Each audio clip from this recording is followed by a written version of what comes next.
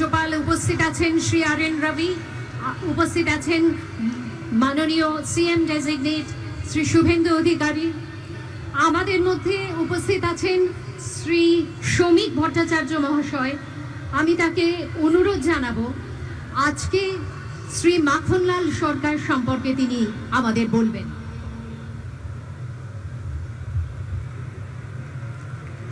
শিলিগুড়ি নিবাসী শ্রী মাখনলাল সরকার সবরই প্রতীক্ষার মতো দীর্ঘ প্রতীক্ষা।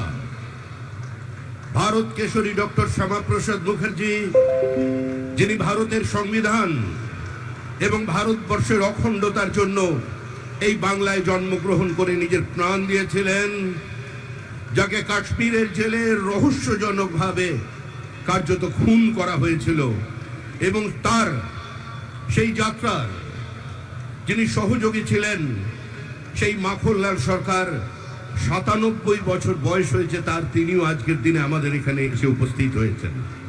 শ্রী মাখনলাল সরকার তারপরে দিল্লিতে একটি দেশাত্মবোধক গান গাওয়ার জন্য দিল্লি পুলিশ তাকে গ্রেপ্তার করে কংগ্রেসের সরকার।